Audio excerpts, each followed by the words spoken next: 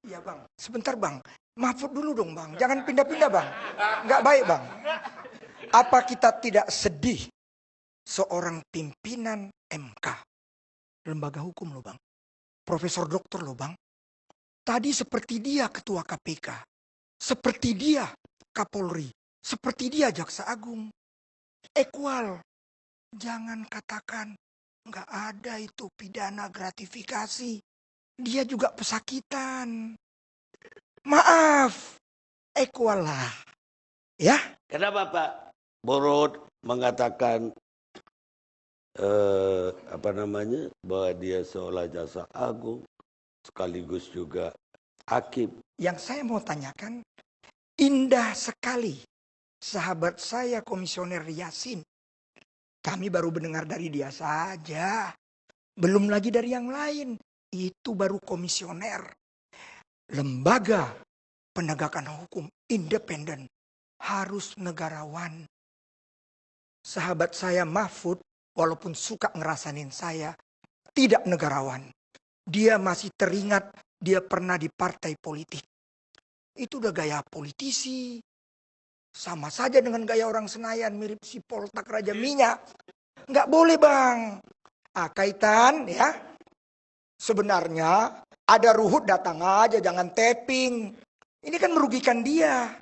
Tapi sudahlah dia mau dirugikan ya salah dia sendiri bang. Ya tapi kata dia gini ya, lembaga dia itu ya dia yakin itu bersih. Bang, makanya dia berani mengadukan teman Anda. Bang, aku mau bilang sama abang. Apa dia dari tadi tidak katanya? Bang, kita orang hukum bang. Abang guru saya. Yang namanya saksi eyewitness. Yang melihat kejadian. Dari tadi katanya dia nggak tahu semua. Kok berani ngomong bang? Sedih aku bang.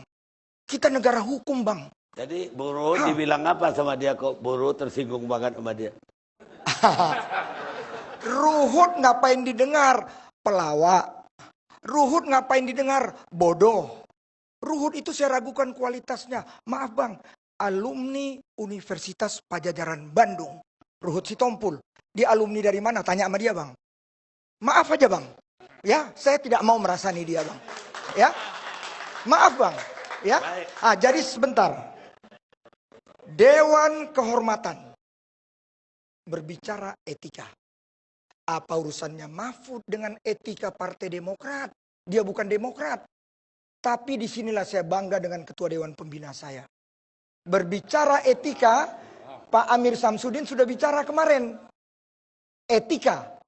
Tetapi saya pinjam kata-kata sekjen saya, Edi Baskoro. Dengan tegas dia katakan, Indonesia negara yang berdasarkan hukum. Hormati presumption of innocence. Proses lagi berjalan. Ini bang, ojo ke susu kata orang Jawa bang.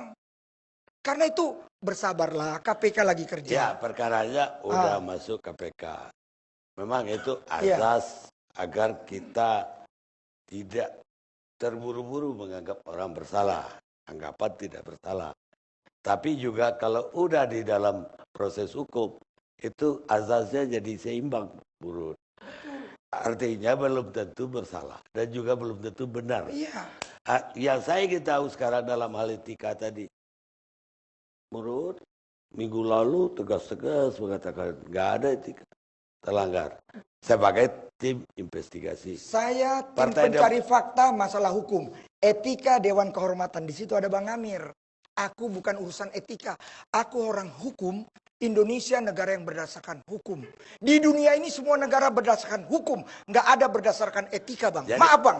Dan tunjukkan nama saya di mana pasal etika itu. Jadi itu benar dong putusan Dewan Kehormatan. Kalau kaitan kami intern partai, ada Dewan Kehormatan. Biar mereka yang menilai. Dan saya bangga lihat Pak SBY. Saya bangga lihat Pak Amir. Mereka jemput bola. Saya bangga bos.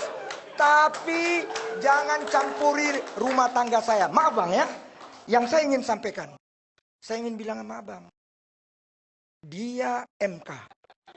MK tidak boleh Mahfud on behalf MK.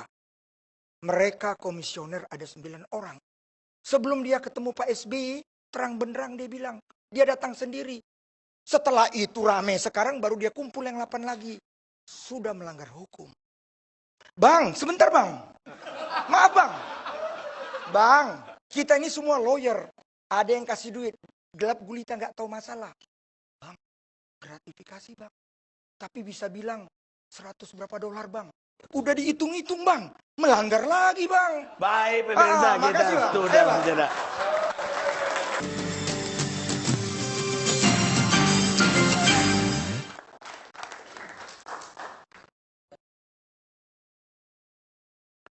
Kita masih di Jakarta Lawyers Club dalam diskusi Gempa Nazarudin di Partai Demokrat.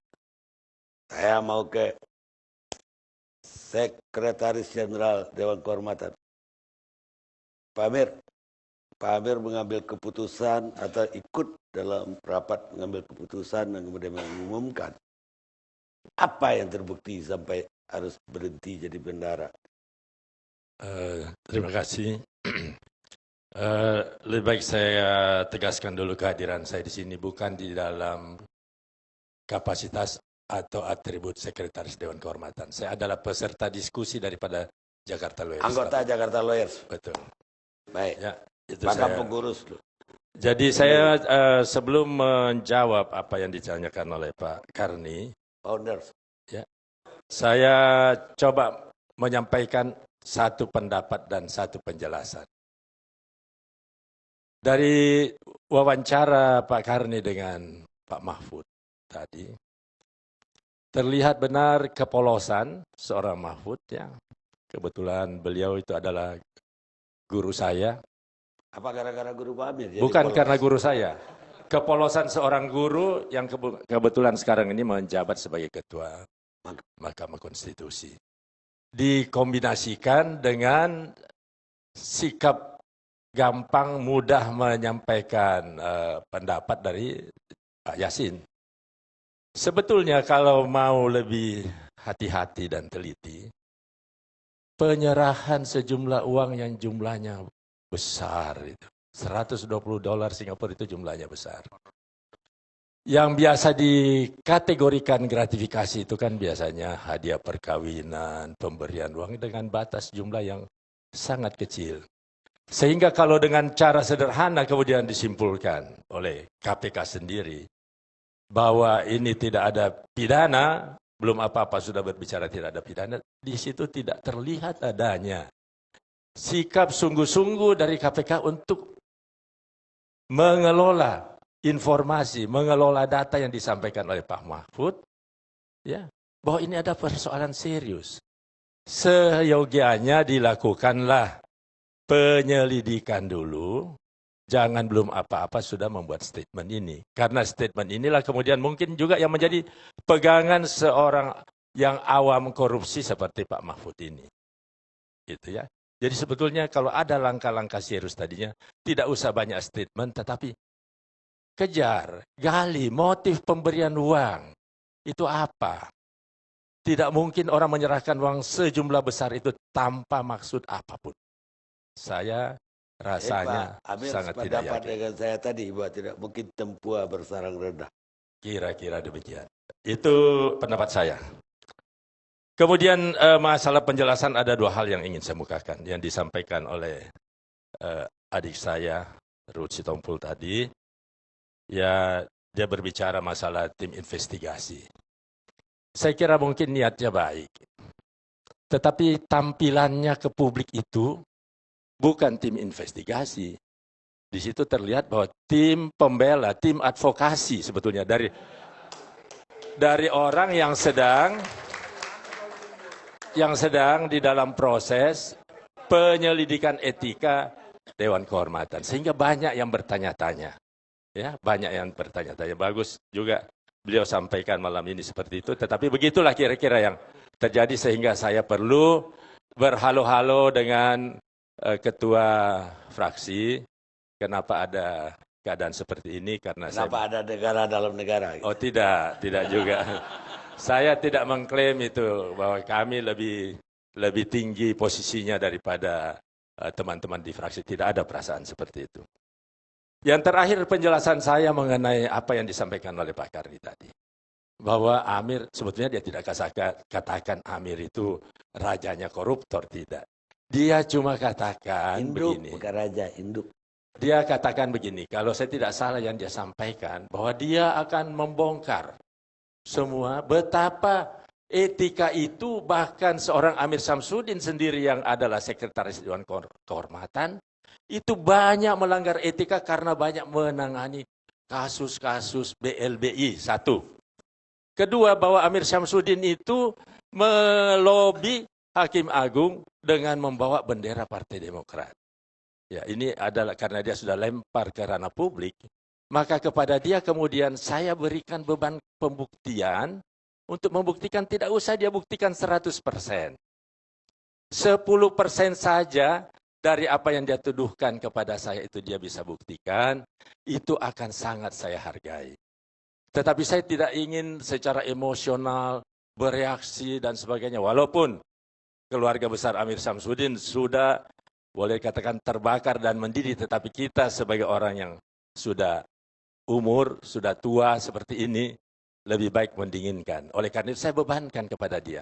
Janganlah sampai karena saudara tidak bisa membuktikan apa yang saudara ucapkan, saudara akan dicap sebagai pembohong oleh masyarakat. Ya. Saya memahami kegalauan dia.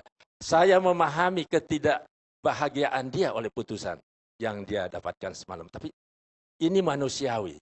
Tetapi jangan kemudian dengan caranya dia melemparkan fitnah ke kiri dan ke kanan, karena ini tentu akan berakibat juga